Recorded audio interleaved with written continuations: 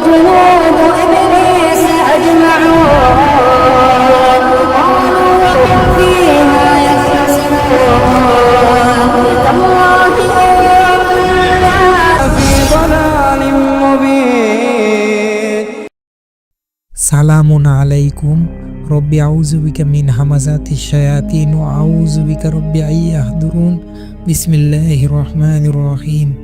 প্রিয় ভাই ও বোন, আশা করি আপনারা সকলেই ভালো আছেন। আলহামদুলিল্লাহ।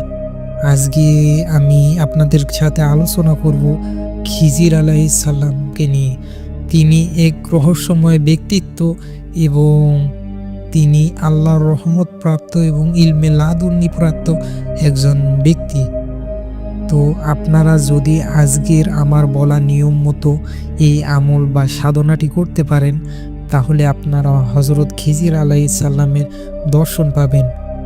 তিনি এত উচ্চ মাকাম প্রাপ্ত একজন ব্যক্তি যে তেনার কাছে স্বয়ং হযরত মুসা আলাইহিস সালাম জ্ঞান শিক্ষা করার জন্য গেছিলেন। যেই মুসা নবীকে আল্লাহ বলছে, তোমাকে তো আমি আমার জন্যই সৃষ্টি করেছি। যেই মুসা নবীর সাথে আল্লাহ স্বয়ং নিজে কথা বলেছে, তার থেকেও তার জ্ঞান অনেক বেশি। তো তাহলে ভাবেন সেই কত মহান ব্যক্তি। তো আপনারা যদি এই সাধনা করতে পারেন, তাহলে আপনারা ইনশাআল্লাহ হযরত খিজির আলাইহিস সালামের দেখা পাবেন এবং তার সাথে কথা বলতে পারবেন। তিনি সময়ের উপর আধিপত্য করতে পারে, সময়ের উপর ক্ষমতা বিস্তার করতে পারে, পানির উপর অনায়াসেই আঁটতে পারে, এক জায়গা থেকে অন্য জায়গায় সেকেন্ডের মধ্যেই যেতে পারে। তেনাকে সময় স্পর্শ করতে পারে না, তিনি সময়ের ঊর্ধ্বে চলে গেছেন। সবই আল্লাহ তাআলার দয়া। তো আজকের আমার এই সাধনাটি যারা করতে পারবেন, অবশ্যই আপনারা খিজির আলাইহিস সালামের দর্শন পাবেন। এখন বলি আপনারা কিভাবে সাধনাটি করবেন। সাধনাটি আপনারা, তার আগে একটা জরুরি কথা, এই সাধনা করার আগে আপনাকে অবশ্যই রুহানি শক্তির সাধনা করতে হবে টানা 5 থেকে 6 মাস। 5 থেকে 6 মাস সাধনা করলে আপনি মোটামুটি এই সাধনা করার জন্য যোগ্য হবেন। 5 থেকে 6 মাস টানা করতে হবে এবং অবশ্যই ইসলামের সকল আইন কানুন মান্য করতে হবে। যদি আপনি কোনো আইন কানুন অমান্য করেন, তবে আপনার এই সাধনা কাজ করবে না। এখন বলি আপনারা কিভাবে সাধনাটি করবেন। সাধনাটি আপনারা কোন কোন জায়গায় করতে পারেন। সাধনাটি শুধুমাত্র 2টি জায়গায় করতে পারেন। এক কোনো পুকুরের ধারে, দ্বিতীয়ত কোনো নদীর ধারে সবচেয়ে ভালো হয়। আমি আপনাদেরকে বলবো আপনারা নদীর ধারে এই সাধনাটি করবেন।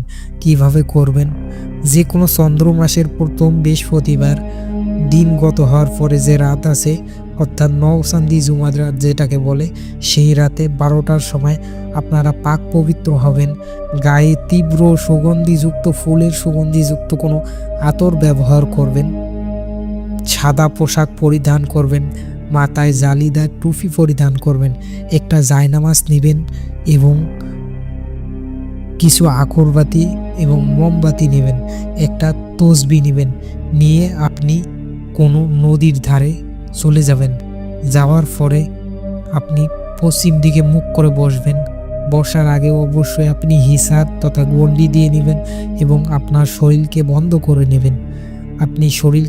করে নেবেন। হিসাব দিয়ে নেবেন। এরপরে জায়নামাজ বিছিয়ে পশ্চিম দিকে মুখ করে বসবেন।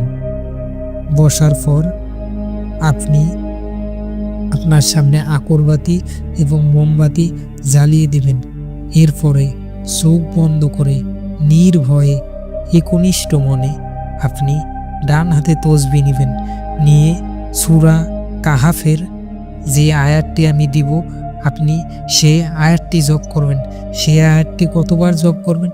সেই আয়াতটি জপ করবেন আপনার নাম এবং আপনার মায়ের নামের আদাদ সংখ্যা অনুযায়ী। আপনার এবং আপনার মায়ের নামের আদাদ সংখ্যা যত হবে, সেই আদাদ সংখ্যা আপনার এবং আপনার মায়ের নামের আদাদ সংখ্যা একসাথে যোগ করে যতবার হবে, ততবার আপনি এই সূরা কাহাফের আয়াতটি জপ করবেন। তো এভাবে আপনি টানা নিয়মিত গোপনীয়তার সাথে নির্ভয়ে আপনি 41 দিন সাধনা করবেন। ইনশাআল্লাহ আপনাকে 41 দিন সাধনা করতে হবে না।